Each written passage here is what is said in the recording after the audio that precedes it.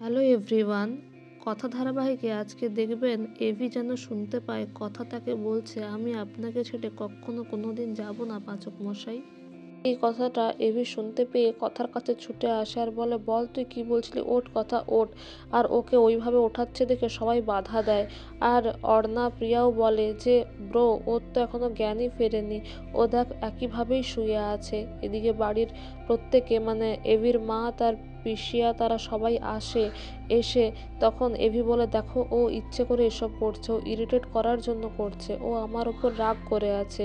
আমার ওপর রাগ করছে ঠিক আছে, কিন্তু বাড়ির প্রত্যেকে এসছে, ওদের সাথে কেন কথা বলছে না। এদিকে মা আনন্দের পুজোর ফুল নিয়ে আসে এভির মা, আর কথার কপালে ছুঁয়ে দেয়। আর তুমি নির্মল করো এই ভক্তি গানটা সবাই মিলে গায়, মানে এভির মা, পিসিয়া, এমনকি জুনি, ঋতু আর এভির বোন মানে প্রিয়াঞ্জলি এবং অর্ণা, তারাও এই গানটা করে।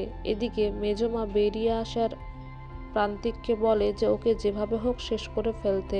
এদিকে পুলিশ ডিপার্টমেন্ট থেকে ফোন করে প্রত্যেককে বলা হয় বুলেট শেলটা থেকে ক্লু পাওয়া গেছে। সেটা শুনে এভিও আসে। আর এদিকে জুনি বলে যে কথার এই অবস্থা করেছে তাকে কিন্তু ছাড়বেন না।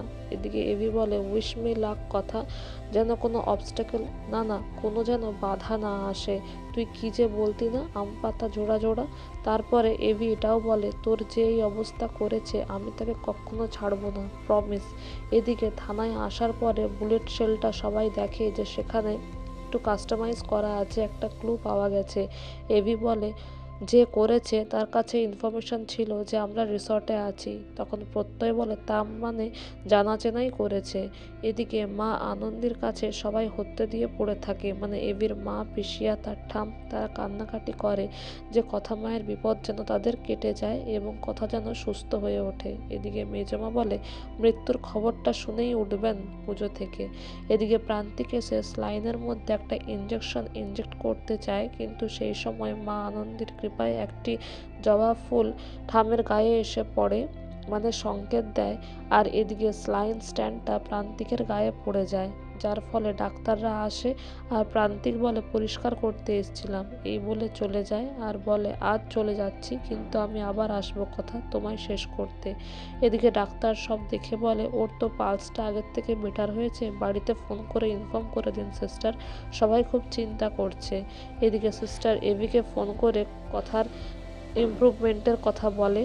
তারপর এভি ছুটে আসে কথার কাছে আর বলে, আমি জানি তুই ঠিক হয়ে গেছিস, তুই ওঠ, তুই ঠিক হয়ে গেছিস, আমি জানি।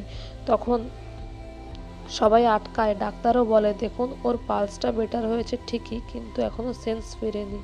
এভি বলে সেন্স ফিরছে না, আর কি করব। তারপরে সে দেখে যে করমচা গাছে আর একটা পাতা হয়েছে, সেটা নিয়ে আসে কথার কাছে আর বলে দেখ তোর করমচা দায়ের আরেকটা পাতা হয়েছে, কিন্তু এই দুটো পাতা তো মা আনন্দের পুজোয় দেওয়া যাবে না, আমাকে আরও খাটতে হবে, আরও যত্ন নিতে হবে। আমি জানি এই গাছে পাতায় ভর্তি হয়ে উঠলে তুইও সুস্থ হয়ে উঠবি।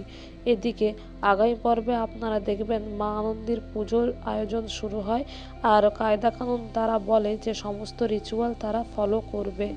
আর সেটা শোনার পরে ঠাম কর্তা দাদু খুব খুশি হয়, তারা বলে কথা মতো এটাই চেয়েছিল, নবীন প্রবীণদের মিল। এদিকে মা আনন্দের সামনে এভি একটা করমচা গাছ নিয়ে আসে আর বলে তোমাকে কথাকে সুস্থ করে ফিরিয়ে দিতেই হবে।